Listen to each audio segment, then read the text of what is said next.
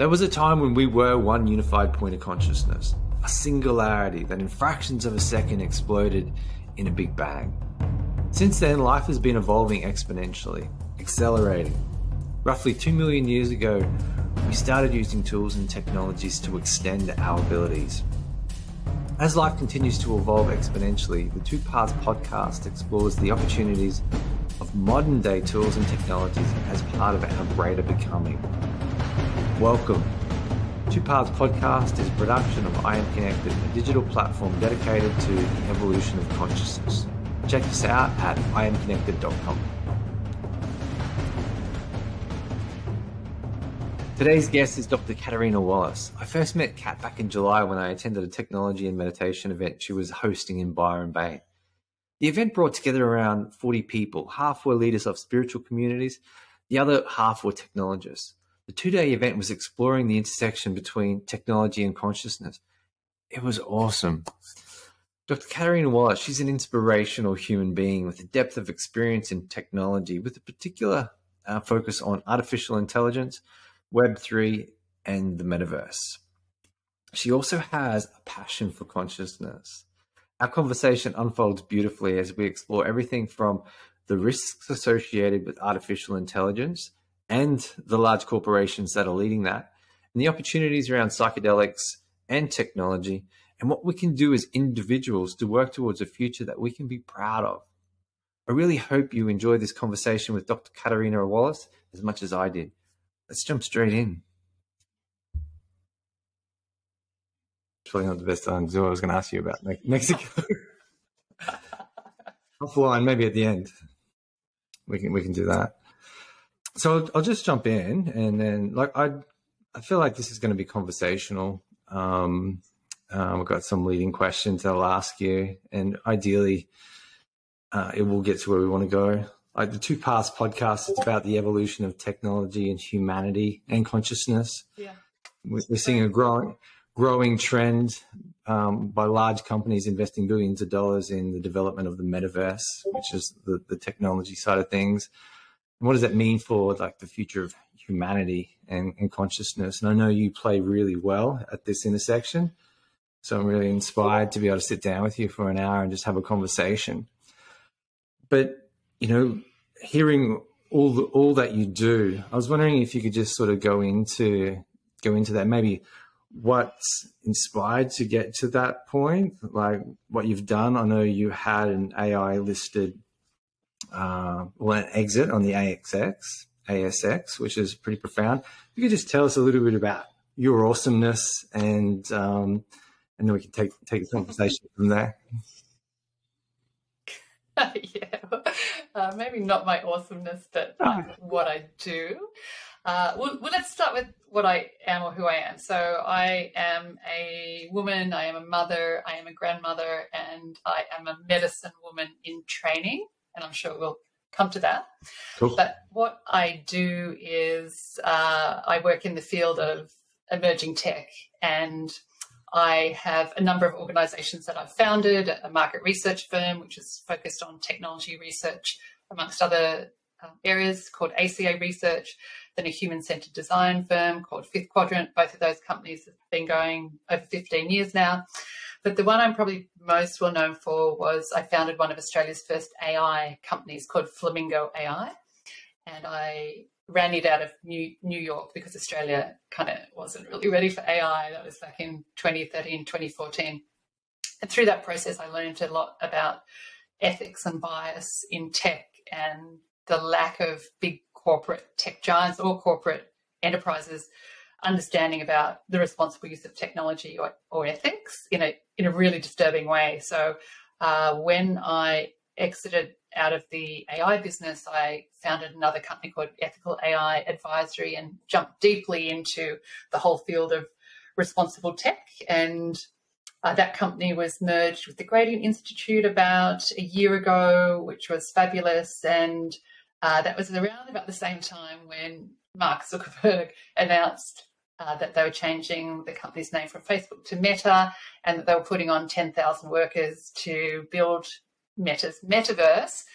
And that was the moment that I knew I would have to steer my interest in responsible tech and AI into responsible metaverse, because that's not going to go well if we've got big tech like Meta leading the way in this field. So that's kind of my corporate background.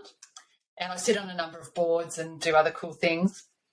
And then I've got an academic background. So I did a PhD, finished it ages ago, 2007, which was the role technology plays in replacing human leaders. So I'm an adjunct professor at the Australian Graduate School of Management, University of New South Wales, and just finished writing a book with a couple of other professors there called Checkmate Humanity, the How and Why of Responsible AI. And then the other side of me is a more spiritual side, which has been going since I was in my late 20s, very interested in shamanics, consciousness, spirituality, but mostly Indigenous spirituality. And over the last couple of years, I've been in the countries where these things are legal, deeply working with the psychedelic renaissance and with plant medicine. Yeah, that's it's an interesting cross section that you have. Obviously, deep in the tech, and then being spiritual. It's kind of like spiritual can be a dirty word in the corporate and in the technology space, but you're bringing the two together, which is like my jam as well. Is like really like, how do we use technology to help us to evolve, and what are we evolving to? And so, like, I guess an initial question is just like, what inspires you around technology, around AI? Obviously, you've been in this sector before it was even really people knew what AI was. Why and what? Like, what inspired you to go into this field? Yeah, it's a super interesting question, because I never intended to be in this field. I have only ever wanted to be a farmer. That's really what I want to do. But I was also a police officer, a nightclub owner. I've done a whole bunch of things.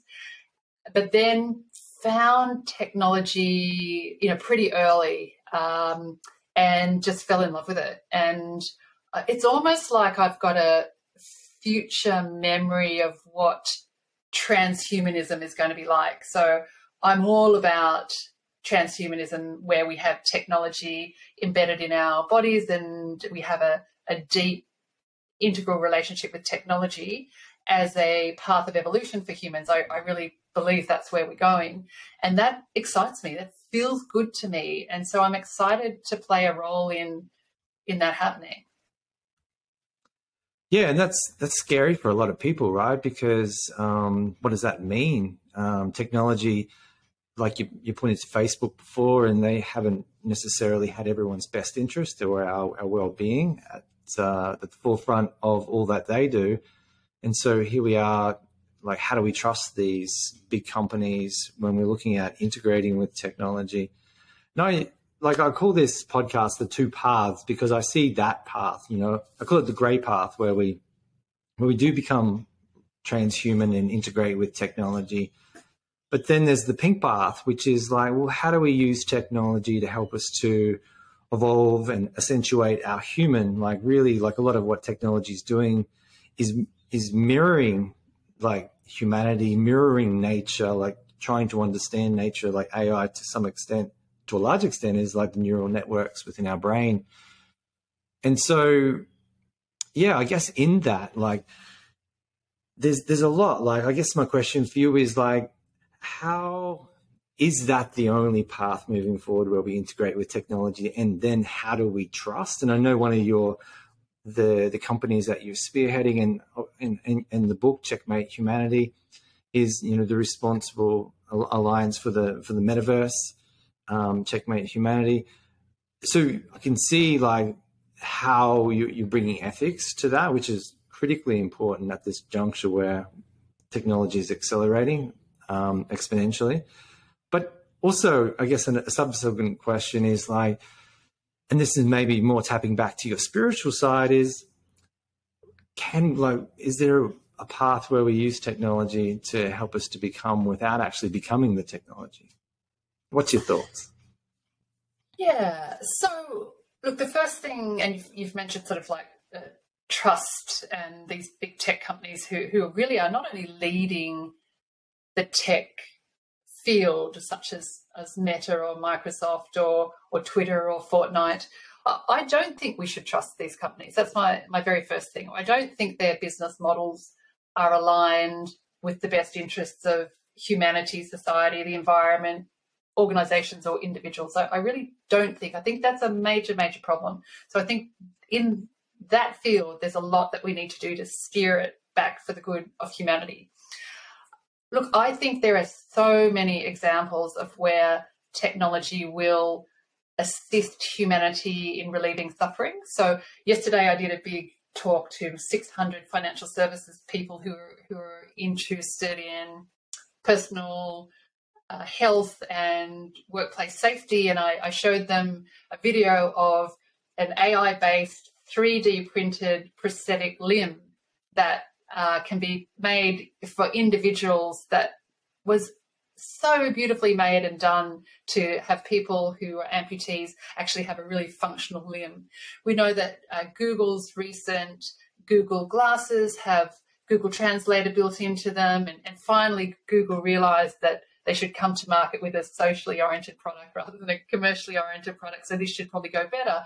So for people with hearing impairments, someone can speak to them, they can have the glasses, they can read what the person is saying. That's a beautiful, beautiful thing. People who don't speak the same language can wear these augmented reality glasses and then have a communication. There's so much great things that technology can do. So I absolutely believe we will reduce and eliminate diseases.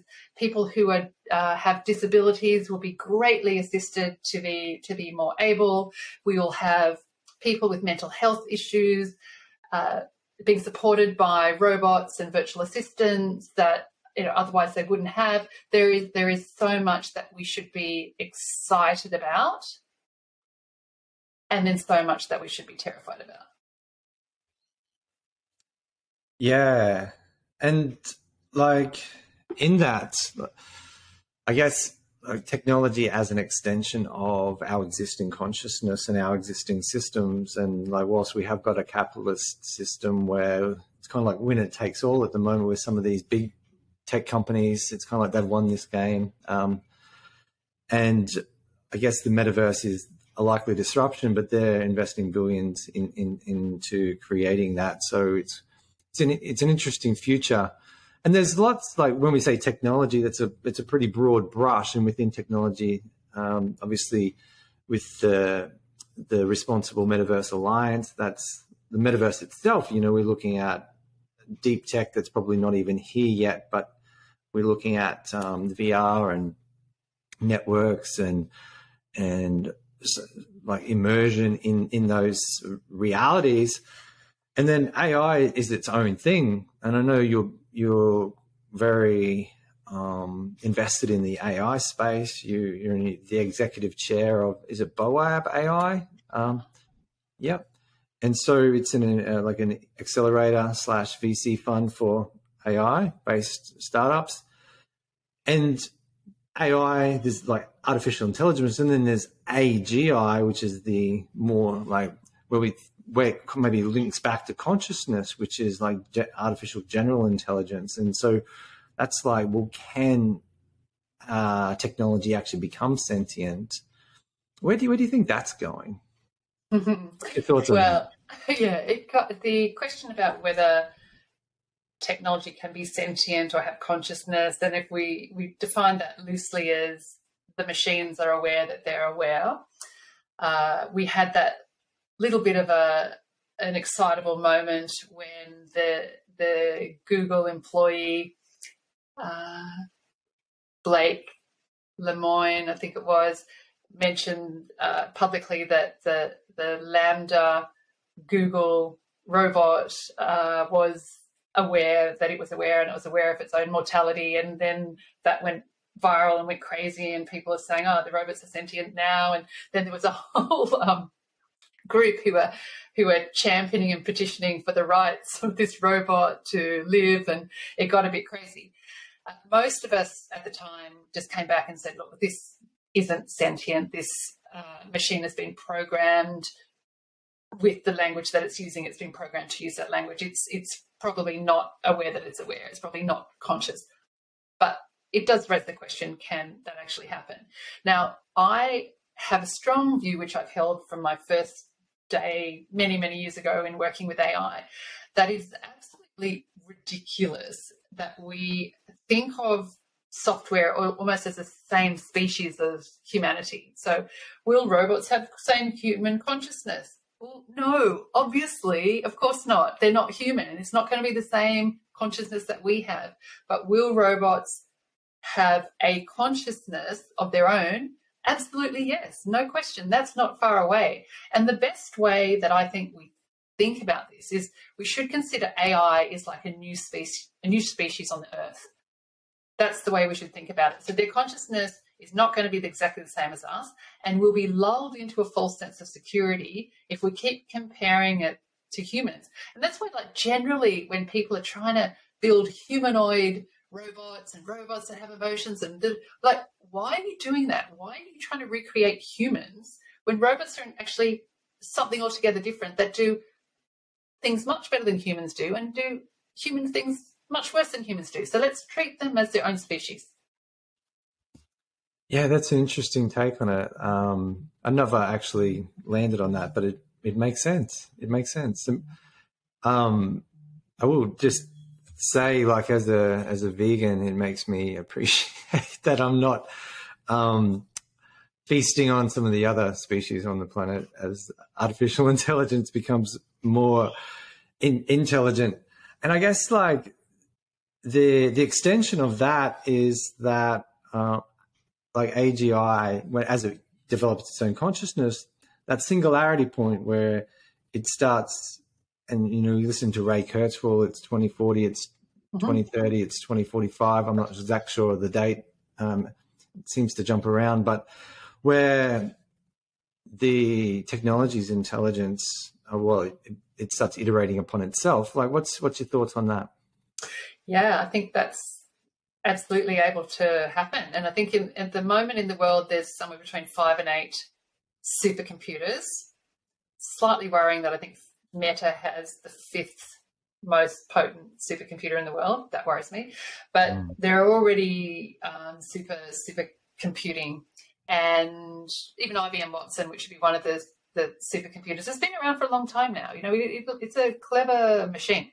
So I do believe that point of singularity where the software of the machines no longer need their human masters, and perhaps they have surpassed us in some ways in our intelligence, and they have no need necessarily to rely on us anymore. I do believe that time will come, and you're quite right. The philosophers and the analysts predict it's somewhere between 2035 to 2050, somewhere in there, but it's not too far away. So we should be gearing up for that as a likely possibility, as we should be gearing up that AI currently poses, according to the existential risk researchers out of Oxford University, such as Professor Toby Ord. AI poses the most significant existential risk that humanity faces by the end of the century, far ahead of nuclear war, climate change, a solar flare, an asteroid hitting us, a pandemic or bioengineered pandemic. The existential risk community put it at 1 in 10 chance that AI will be the number one risk that humanity faces this century. So as far as I'm concerned, we need to pay attention to that and not dismiss it. Yeah. And hence the work that you're doing with your book, Checkmate Humanity, like how and why of responsible AI, responsible Metaverse Alliance. Can you tell us a little bit about, like, why that work is important now, particularly, off the back of the conversation that we just had leading into this future where these technologies are really powerful? Yeah. So the responsible AI, let's start there. So AI, fastest growing tech sector in the world, valued at US $327 billion this year. This will at least double in the next 3 to 5 years. It's growing very, very rapidly. The World Economic Forum predicts that 85 million jobs will be replaced by AI in the next 2 years, and 92 million jobs will be created by AI. Of the 85 million jobs that will be removed, 90% of those jobs are the jobs of women, children, and the vulnerable. Mm. And the 92 million jobs are obviously not going to be the jobs that the 85 million can get. So we're going to see for the first time in history, we think, a mass displacement of workers and a serious conversation about the universal basic income needing to come in as AI starts to automate jobs. So that is one of the challenges that we're facing, where we need governments and organisations to start paying attention and getting ready to retrain these workers who'll be displaced by AI. So that's one of the kind of responsible things we need to do. But the other core thing to note, and not everybody does realise this, is that there's no law that governs AI. There's no regulation of AI, the technology itself. And there is certainly in the domains that the AI might be used in, so whether it's government or telecommunications or financial services, there are certainly existing regulations that a company who are using AI in that field would have to adhere to. But the AI itself is not regulated. So the fact that social media companies use automated algorithms to be serving up content of a right-wing nature to young men or negative body images to young women. There's no law that regulates the algorithms, and that's a big problem. And the reason for that is at least twofold. One is that government tends to be about 5 years behind where the tech community is in how mature the tech is, and the government tries to do good work there. And I work with a number of the ministers over the last 5 years and currently almost on a daily basis, and commissioners around how do we regulate. It's a long way off.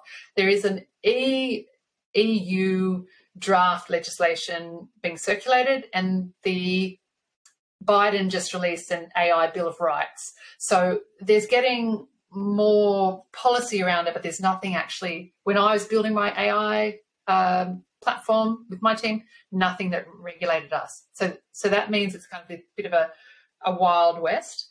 And then the second core reason is the AI development is really being led by the tech giants. And as we talked about before, the business model around doing something ethically and responsibly doesn't align to their business models of revenue. So there's no leadership here. There's just no leadership. And so my call to just general society and to business people and to everyone is each of us need to step into being ethical leaders, because we're not going to get leadership in this regard from these other government or tech. And so that's with AI, right? So the AI train has left the station. It's going to be very, very difficult for a company like Meta, who has 19,000 algorithms, 1,800 plus data scientists, to retrofit a responsible and ethical AI framework to their work. And just on that, like, I guess as your average Joe, like, the concern there is their business model is selling advertising, and they want me, whatever shows up in my feed, to be relevant. And so they're feeding me things that are relevant to my cognitive bias. I seen an interview with Yuval Noah Harari and Mark Zuckerberg, and he was calling Mark out and saying that, well, these algorithms are becoming so sophisticated, tracking likes, tracking scrolls, where you stop, eye movement, even, and similar.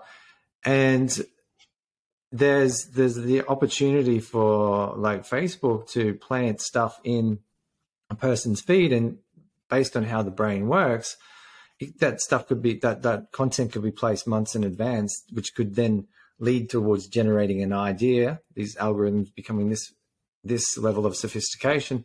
And you will think that you had the idea, but it was only because Facebook actually put that in your feed, which has led you to think and believe a certain thing. And so and marketing for like 100 years has been influencing people, but that level of influence has become increasingly more sophisticated. And it's to the point where it's actually in our heads now. And so that's a threat, right? And as this technology continues to increase in its sophistication, well, then that threat becomes even more real. And then like Black Mirror kind of things where people are having, their consciousness locked in virtual torture kind of things. You can see how could be a very dystopian future if that business model and these people, there's no like awareness around like how we're actually applying these technologies. So it's so important, the work that you're doing. Thank you. Thank you. And look, just picking up on what you very accurately described there, that's why we've set up in July this year, 2022, the Responsible Metaverse Alliance, because now that the metaverse is upon us and we still even haven't got our arms around Web 2.0 and AI, what we need is immediately to start working on regulation and policy and legislation for the metaverse, because just as you talked about that level of engagement that you can have in social media, put that just at scale in a fully immersive environment in a virtual reality-led metaverse, and you will absolutely see much more damage being done to individuals. And we see that Meta, just this week, Meta Connect is the part of the business that communicates what they're doing in the metaverse, are releasing their next headsets. And those headsets are much more expensive now. They're around $1,500. The extension, like this is the next iteration from the Quest? Correct, the next version of the Quest. Yep. But most of the reviews have not been terribly favourable about them. However, what they are doing is they're starting to monitor many more of our biological signposts, such as our eye movement, emotion, whether we smile, our facial gestures and movements, in order, they say, so that the avatars can have a more realistic facial expression. But what they're really doing is also monitoring how we're reacting to something. So even when we don't know that we're smiling at something that we're looking at, there's, that subconscious part of us might be doing that. The tech giants will be monitoring that and then using that to serve us up other things to get our attention. So that's nice if it's like, I want a new, a new handbag or something, great. Like that might be useful. But what if it's serving up some, right-wing terrorist group enrollment? Or just somebody's agenda that's not free will or not your own. Yeah, it's like control. Yeah. And like, this is coming, right? And it's not going to go away because this is where the investment's happening. But then even at a micro level, my daughter, she's 8 and she just loves Roblox and wants me to play or Adopt Me with her. And so we jump on the phones at the moment and we play Roblox, we play Adopt Me together. And she's got her own little side hustle where she sells stuff and she gets money for it. And you know what she spends her money on? Her 3-dimensional reality money on? Robux, like to buy virtual goods, and she's 8 and she's growing up with this, like metaverse, whatever the metaverse is 5, maybe 10 years away. I'm not sure. Some people say it's already here, but the full immersion is probably a little while away, but she'll grow up with that. Now kids will grow up with this. So like buying virtual goods is just going to be, of course, that's what you're doing. And so this is not going away. This is where it's headed. And I think it's like, well, how do we do this in such a way that it helps us to evolve and become something more than just like somebody else's puppet that's being manipulated, like we were just talking about. And I can see that's why I'm just so drawn to you, and I appreciate you so much, because I can see that's the work, that's the future that you're trying to create with these different organizations doing this lobby work. Did I cut you off before when you were saying 2 things? Not sure, but I do have a really cool stat for you based on you mentioning what your daughter does. So was reading the other day, so there was a question about who is a cosmetic company in the world that has the highest revenue for selling cosmetics, right? So if I was asked that, I'd go, oh, it's L'Oreal, Clinique, Clarins, Chanel, something like that. But actually it's Fortnite. So Fortnite sells virtual cosmetics, and I think the number is something like they sell $3 billion worth of virtual cosmetics a year. Wow. Which is crazy. And I think it, like when I was listening to the Metaverse book, and he says in there, I think it's like 80% of US kids play Roblox. Yeah. Like the stats are really, really high. 200 million users. Yeah. And so that's like obviously Roblox and Minecraft and Fortnite, these gaming companies are sort of like they're on the precipice of the Metaverse becoming. Like those gaming engines are going to be at the heart of building out the functionality for us all to hang out and play in the Metaverse. Is that right? Yeah. So if we look at who are the leaders in the Metaverse space at the moment, it is the gaming companies and the social media companies and the new entrants who are doing like Sandbox and Decentraland, who are doing virtual land and real estate. Although there was a report recently released that showed that even though these virtual real estate metaverses have huge valuations over $1 billion, they actually got a very, very small active user base, like tiny, tiny active user base. So I think there's probably some explosions to come when the values and the actual users and engagement and the business models don't show up very well. But yeah, if you think about this, as we said before, no government, no rules, no police. And I'm spending a lot of time with assistant police commissioners in Australia and New Zealand at the moment, Department of Home Affairs, Department of Internal Affairs in both countries, talking about how do we police the metaverse. We think about who's leading it and building it. It's the gaming companies and it's the social media tech giants. Like, how's that all going to go? Yeah, well, yeah, it's two paths. Like it could be nasty, or it could be like I guess what's a utopian future look like for you in that? Yeah, so look, I love this technology and I love virtual reality, augmented reality, metaverse. I do believe it will come. There's no question. We probably see augmented reality coming first before full adoption of virtual reality. I think the number of headsets of virtual reality in the world is only like 10 million have been sold. 80% of those are by Meta, unfortunately. But it will come, and I'm hoping to see companies like Apple release we believe go into augmented reality first, release their augmented reality glasses and operating platform within the next 12 months. It's possibly even within the next 6 months. And that's where we'll see some of these technologies starting to enter mainstream. And I think that's really cool. Augmented reality is really cool. It's much less dangerous than virtual reality. And I think that will come in and be, almost commonplace within the next 12 months. And that has a pretty utopian outlook. Augmented reality can help in a lot of things, just being a layer of information over anything you do.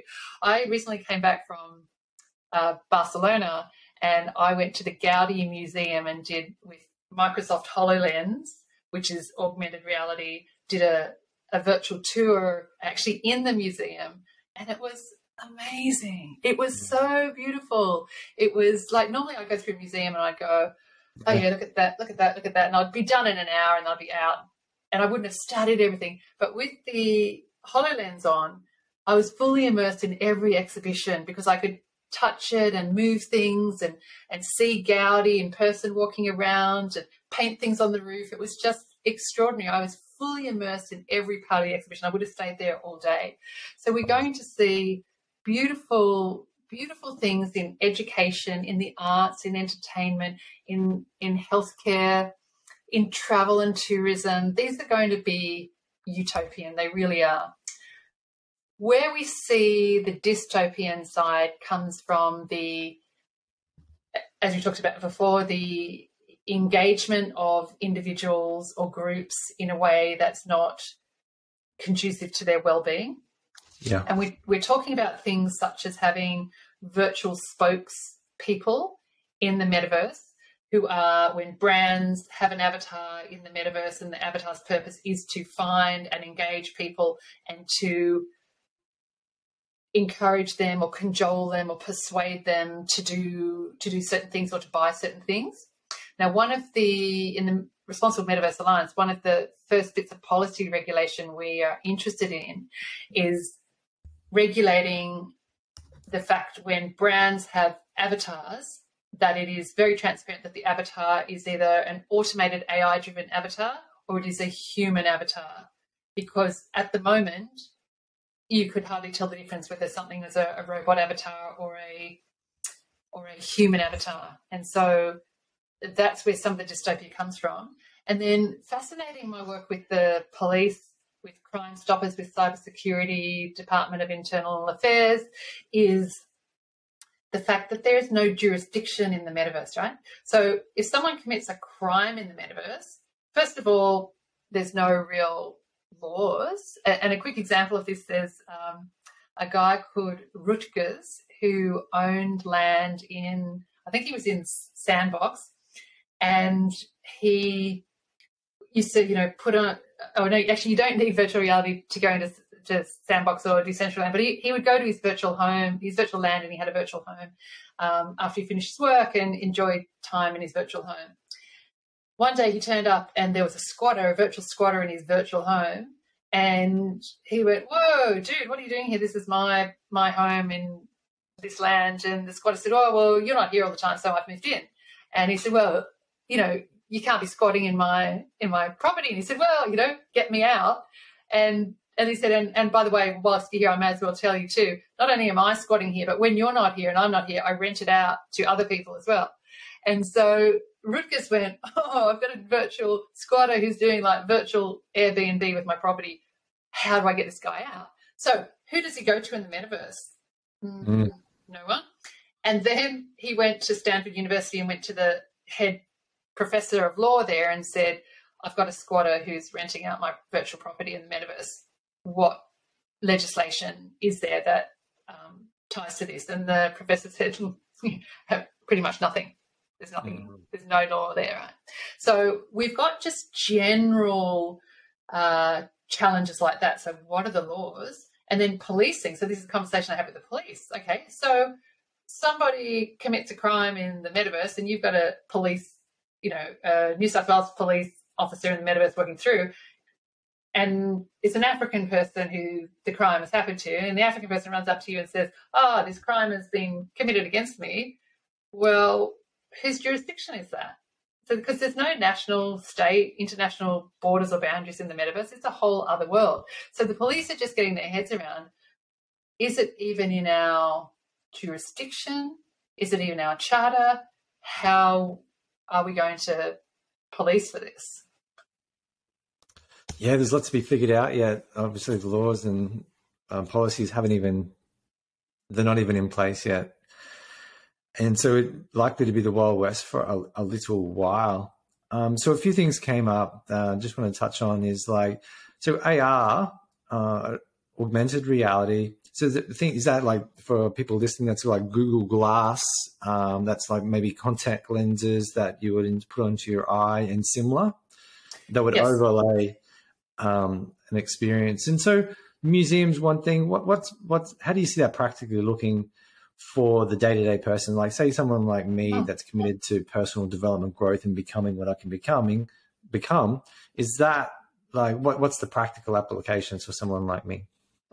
Lots of things. So let's say we're at a time where augmented reality glasses are more common and more organizations have layers of information over what they're doing or what product they have or what service they have. So we would put the glasses on, we can walk down the street and look at buildings or look at products or look at magazines and get another layer of information that we might need.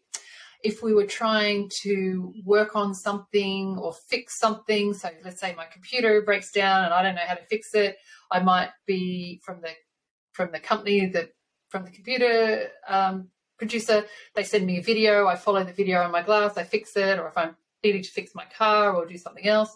We know Johns Hopkins University now using augmented reality glasses for surgeons to do operations to be guided by another surgeon in another country who might be more experienced at the operation.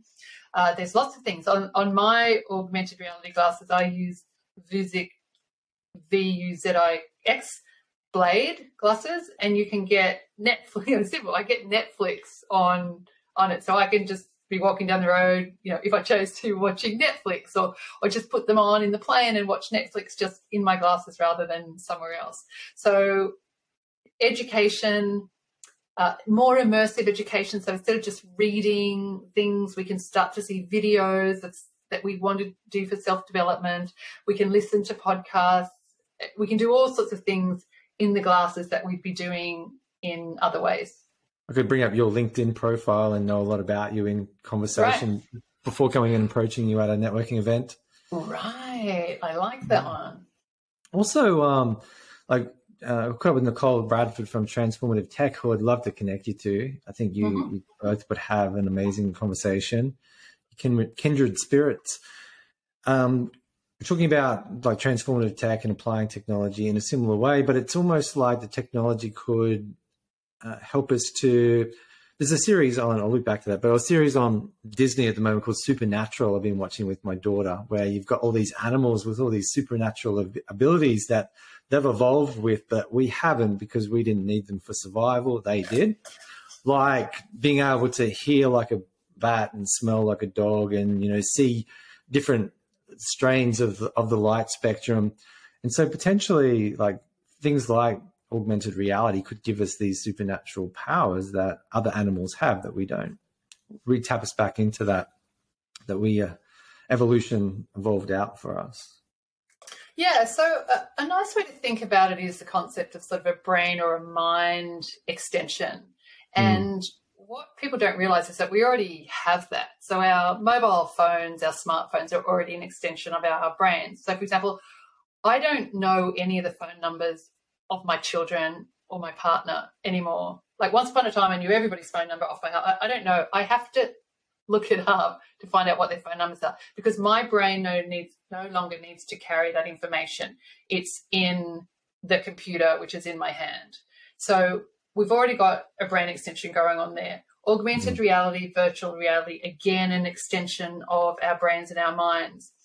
When we go a little bit further following down the AI track, we do also know that Elon Musk has invested in Neuralink, which is a real brain extension where there's a chip in your brain that then now is wireless into a computer and it'll follow some of the things that you're thinking and produce it on the computer. So the big AI analysts and philosophers predict that within 10 years, these brain chip and extensions will be commonplace for us. And that's the one that frightens most people. It'll come. There's no way that won't come. It already exists now in its early stage. This is going to be super useful for us and extremely disturbing. And this is where we get into transhuman, and why would you want to become transhuman? Because you become superhuman abilities. To some extent, you become like a god because you'll have access to powers that you didn't have as a normal human. Right. Yeah. And so that's wonderful if it's to be used for good. For good, yeah. For our well-being and our growth. Within trans tech, we use the well-being as a spectrum. Mental health, where a lot of people are challenged at the moment, into well-being, but that's not the end. Just being happy is not the end. Then it's like performance, human potential. And then where technology can take us is the potential beyond human. And for me, like that's interesting in a consciousness conversation, because then it's like are we actually human, or are we consciousness itself? And I'd be interested to get your thoughts on this. Is that, since the Big Bang, there was, 14 billion years ago, there was an explosion, and life's been evolving since then. 4.5 billion years ago, the Earth formed, and then eventually single-celled organisms, multicellular organisms, and then, early humans 4 million years ago. Homo sapiens, just 300,000 years ago, we've been on this planet, which is a very short time in this form. Mm-hmm. Life more so. Modern civilization, 12,500 years, sorry.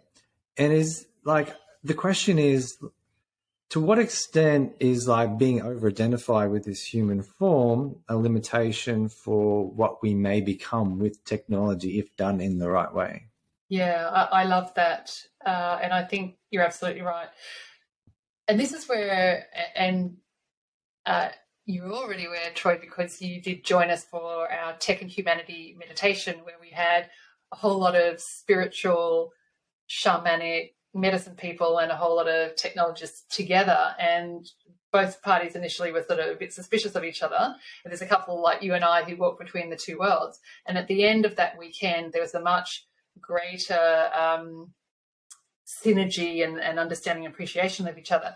But we do know that the spiritualists are all about, we need to hang on to what we are now and go back to Earth and back to Mother Gaia. And I also believe that there's a lot that we need to do back to the Earth. But we can't stop there, because I don't believe we can stop there, because I do believe that we are consciousness having a human experience at this point in time in these human manifestations.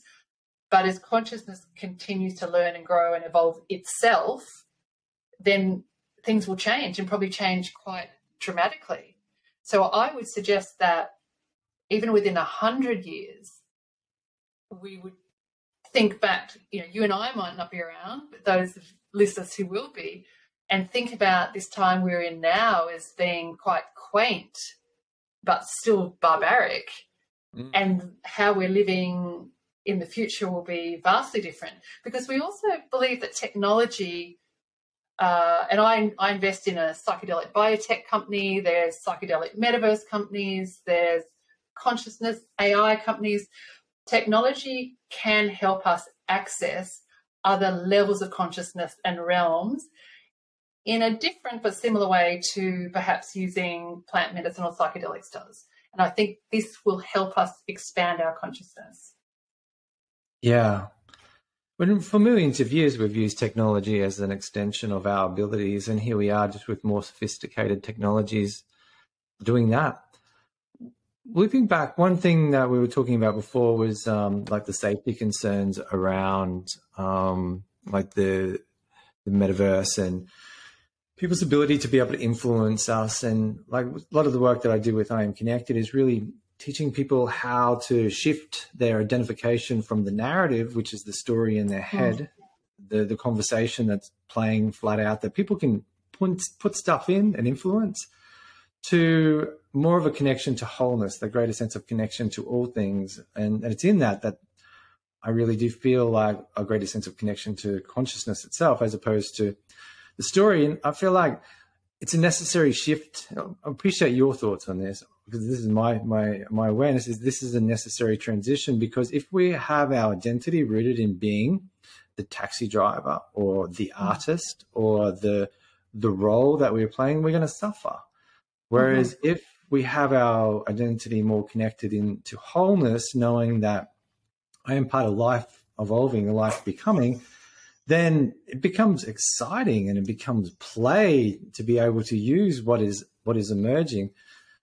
And I know that, you obviously have a strong affinity for spirituality and consciousness as well. And I'd love to sort of talk more about your aspirations as a medicine woman in the making. But what's your thoughts on that identity shift as a necessary step to help protect ourselves from those which may want to manipulate and control us?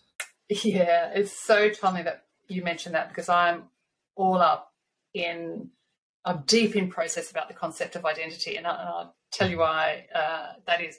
So 2 weeks ago, I spent 2 weeks in Mexico in the Sonora Desert with a dear sister friend of yours and mine, medicine woman, and we went out and spent time with the Seri people, the Seri tribe, so the Comcac people, who are the medicine holders of a sacred medicine that comes from their land. And we sat deep, profound ceremony out on a sacred island there, which was probably one of the most expansive experiences that I've ever had, and still in the process of integrating that.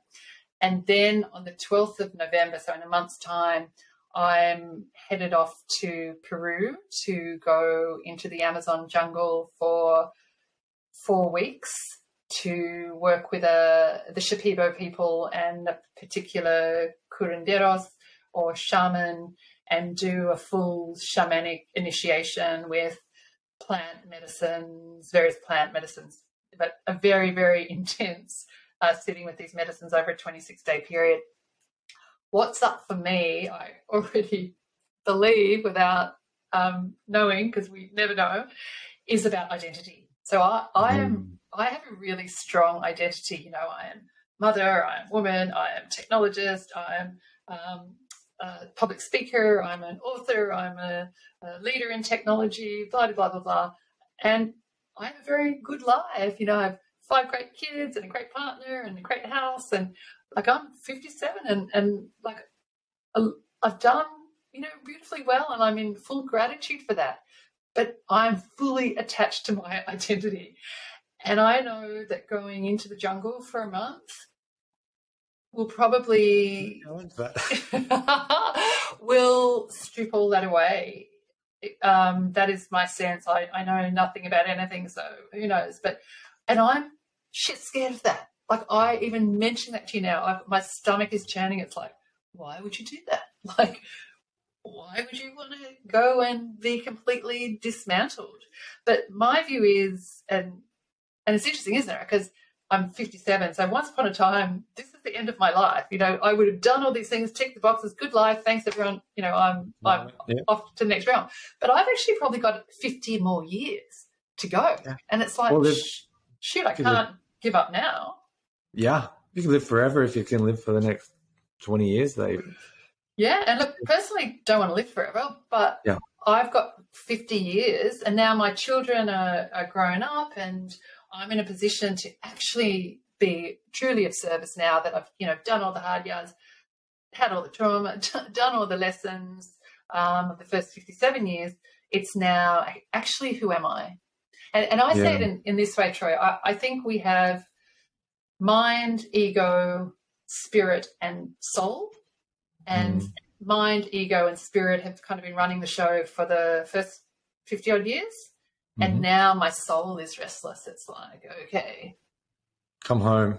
Come home. Stay in that form, but come home. Yeah. Yeah. And so I really don't know what will happen in the jungle, and, you know, I'm as excited as I am terrified.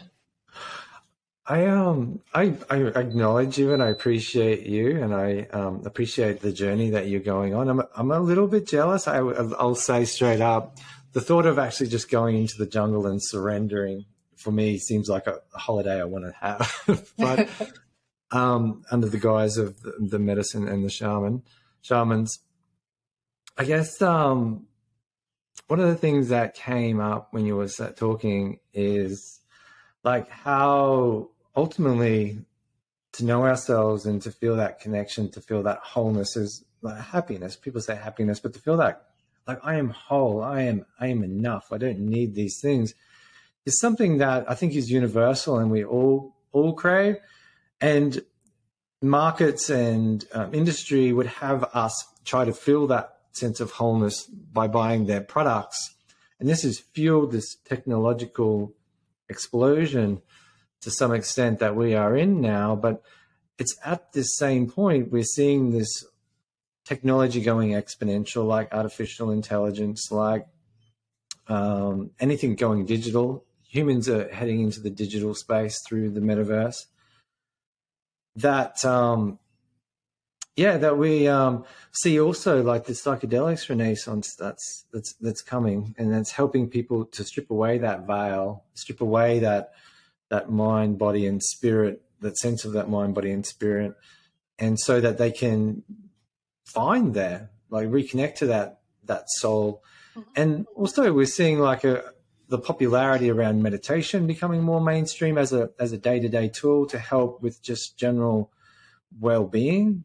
And for me, meditation's been my go-to, and it's been the single biggest thing that's helped me to really find myself. But there's this convergence point, is my point, between technology, exponential technology, between consciousness and humanity. And I think it's really freaking exciting. If we get this right, if humanity starts waking up, and then we go, we can use these technologies to, if we're already whole, and then what would we do with the technology then? What would we explore? What could we become if we weren't looking for that wholeness outside of ourselves? Yeah, I think that's a great way to think. I have to feel more into the concept of wholeness. What is that? Because I work with a different concept, which you're also familiar with, which is concept of oneness. So, if we recognize that we're actually just all one, or one consciousness manifested in different human beings, and manifested in plants and animals and the ocean and the sky and the mountains, then I think that's a profound shift in consciousness. And some of the particular medicines that I work with, that I know you're familiar with as well, are really all centered around that concept of helping us move into this knowing of oneness, which is what most religions and theologies kind of talk about, but until you've had an experience of what that is, it's all a bit like of a theory. So for me, it's like recognizing the oneness, that you are me, I am you, that we're all equal. There's absolutely no difference between us.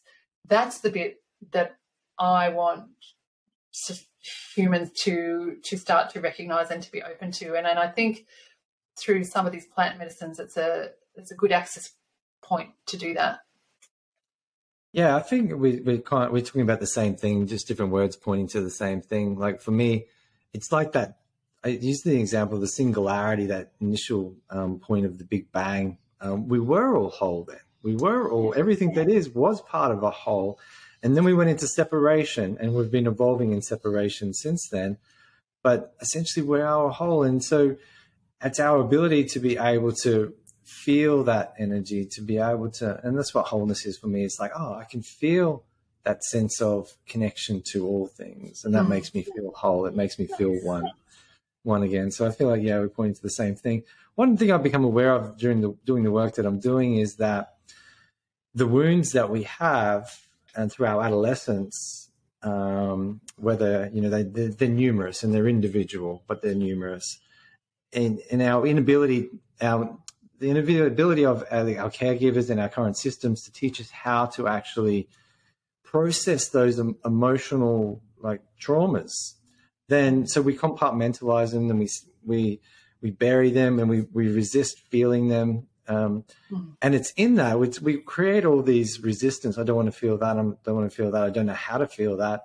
And so we block off our ability to be able to feel. But as we work towards healing those and being supported to actually feel that trauma that we were resisting, then what we realize is on the other side of that is the energy. It's the wholeness, it's the oneness, it's the connection. So it's like, in all that we've talked about, I feel like the biggest gift that we can be is to heal ourselves and do the work to actually go into those wounds that we were too scared to go into, or we didn't even know that we had, that maybe we were resisting. I don't want to feel that because, I'd rather just bury that down. But that's the thing that's in the way. Not just for us individually, but humanity. I agree. And I believe that each individual has to do that work. And the more work you do on journey into those shadow sides of yourself or the trauma sides, and releasing the charge of that creates, a vacuum. The universe doesn't tolerate a vacuum, and in comes new things. So whether it's new insight, new path, new purpose, new vision. So it's not just about, I'm going to clean up this wound so I don't continue to behave badly. There's also that, and you clean it out, there's more room for expansiveness, for beautiful, new, insightful expansion to happen. And I personally have done some big work on sexual abuse trauma and all sorts of really, really dark places that I just buried, and journeyed through those to start to release them. And of course, it's always an ongoing journey. But it's my experience that the more you do process and release, the more expansive you become, and the better your life becomes. Yeah, exactly. The big ones first, ideally, if you can get those out of the way. That's it. Gives you more space, but they're the hard ones. And like plant medicine is really powerful for that. If you can do that in a safe way with a trained facilitator, ideally in a legal location somewhere in the world. Otherwise, internal family systems, I'm pretty sure you'll feel across that. I feel like that's a really great system. I've had a lot of success with that personally and with my clients. Also, meditation, like anything to be able to build a relationship with the narrative where you realize, the more I sit in meditation, the more I realize I'm not that narrative. So what am I? And it comes back to that who am I question that you were asking before, that journey that you're on. I'm super excited to have a conversation with you off the back of your trip to. Let's do that. Yeah. So thanks for taking the time to tune in. Like, technology is accelerating. There's definitely huge flags, and we need to proceed with caution. What would you say to people, like, to help them be part of the solution? Yeah, great question. So I think there's some good things for the audience to do. And one is to just start to learn more about technology, not to be fearful of it, not to think that it's inaccessible, because there's tons of great things online, podcasts, etc., where you can just learn about whether it's AI or the metaverse or virtual reality. Just tune in and listen to them. You don't need to be technical to know that. So I think that's it. Second thing is to start to then figure out your own ethics around what you see going on. And there's 8 core ethical principles that we use in technology, and I won't go through all of them, but a number of them are around fairness. So the technology shouldn't be discriminating. It should be safe. It should be secure, private. It should have human-centered valuables. It should be explainable. And if you see that in your organization or any technology you're using you think is not being done ethically, or you notice your children are doing something that looks dangerous, call it out. Just absolutely call it out on social media, call it out with a tech platform. It'll take all of us, average humans in society, to be calling this out to hold the tech giants accountable. So I think I invite everyone to step into being ethical leaders in this regard. And then to just perhaps, I always say this to parents, right? So I get a lot of audience who have kids and they go, my kid's on Roblox, or my kid's a gamer, and my kid's on this, and I pull them off it, and then they get angry, and then there's a big fight and blah, blah, blah. But I think technology is a devil and it's dangerous. Well, I actually believe that young people need at least 10,000 hours of gaming or deep in technology in order to be masters who will be the problem solvers of the future. So I think kids need to be using technology and to be pretty deep in it. So then, and most parents freak out when I say that, but I really mean it. What I think needs to happen is then the parents need to start to learn about the world that their kids are in. So the parents need to get augmented virtual reality, get onto Roblox, have a look around, not in a super creepy way that's going to creep your kids out or that you're monitoring them or stalking them, but just so you can learn about the world they're in, because they will be your teachers going forward. If you want to know anything about metaverse, virtual reality, AI, your kids will be the ones who will be able to teach you easily at home. So become friends with your kids, start to learn their worlds, just the same way as your kid used to play soccer. So the parents, we used to go to the soccer field, we'd kick a ball around with them. It's no different. We need to do that in technology so our kids don't see the parents as irrelevant and creepy, and the kids start to develop a more healthy relationship in the family with technology being an integral part of it. Of course, we need the kids out in nature, eating healthy, doing exercise. Yeah, all of that. We need that as well. But we don't need to make the kids feel bad that they are deep in the technology. And my daughter just loves it. And she loves it. You know what she loves more is when I play it with her. When I play 100%. It with her. When I'm on mine and she's on hers. And then you know what, she shows me around. And I am blown away what she knows in there. But then, you know what, when she's not doing that, she wants to watch YouTube videos of other people doing it. So she's just learning like all about it. And it's like, I obviously boundaries, like I don't let her do it like unregulated, but I think it's beautiful. And I've learned a lot from doing that personally. And it's exciting. It's great. And so what about the other side of things, like the more spiritual consciousness side of things? Any tips for people in that regard? Yes.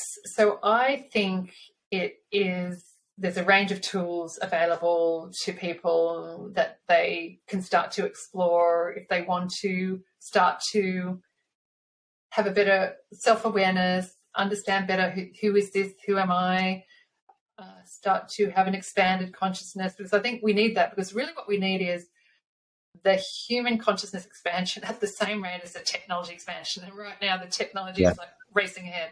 So I think you've mentioned some great ways. So meditation, absolutely essential. Mindfulness training, which is slightly different to meditation, absolutely essential. Yoga, exercise, movement, dance. So dance is a big one, singing is a big one. So all of these things that we know traditional communities used to do and have very healthy rites of passage or have healthy lives were singing and dancing and meditating and praying and chanting. You know, we need to bring all of that back. I think lots of reading. There's so much great stuff now in books. So the one that I was just reading was Stealing Fire, which was about state of ecstasis. So there's lots of good books, there's lots of good podcasts. And then for those, and it's not for everyone, and as we said, needs to be in countries where it's legal. I do believe that psychedelics and plant medicine can be profoundly healing. As they say, 7 hours of plant medicine is like 7 years of psychotherapy.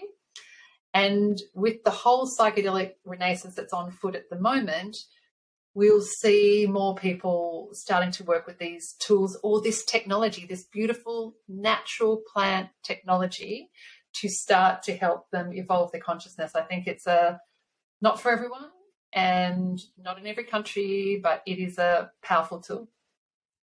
And when it's done in an irresponsible way, there's definitely cautions for that, and they can actually harm people. But when done under the guidance of a professional, it can be absolutely profound. I know like there's different organizations throughout the world that have been leading research and leading the movement to help change the legislations. And we're seeing a big shift in the US in different states, decriminalizing and different types of psychedelics. In Australia, there's Mind Medicine Australia have been lobbying the TGA, the Therapeutic Goods Association, to reschedule psilocybin, the magic mushroom, and MDMA for PTSD and depression, which in research have had significant evidence to show that profound implications of profound benefits of these medicines, these psychedelics. And so it is happening, but it's a slow turning wheel. There's a lot of levers pulling from government to industry, established industry like the pharmaceutical industry. There's the obviously researchers. It needs to happen at a gentle pace, but yeah. Thanks, Kat, I appreciate you taking the time to jump on a call and have a conversation. I really enjoyed it, and I look forward to tuning in with you again, hopefully on the other side of Peru. Yeah, thanks, man. Thanks for being a brother. Thanks for the work that you do in both the technology and the consciousness field. And I know some of the people that you're working with, and they're having profound life changes based on your wisdom, your gentleness, your technical know-how. So thank you for your good work. Thanks. I appreciate that. It means a lot coming from you, and I really do love it.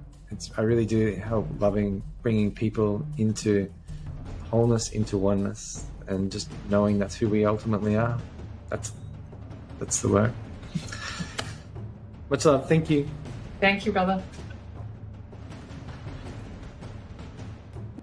Two Paths Podcast is a production of I Am Connected, a digital platform dedicated to the evolution of consciousness.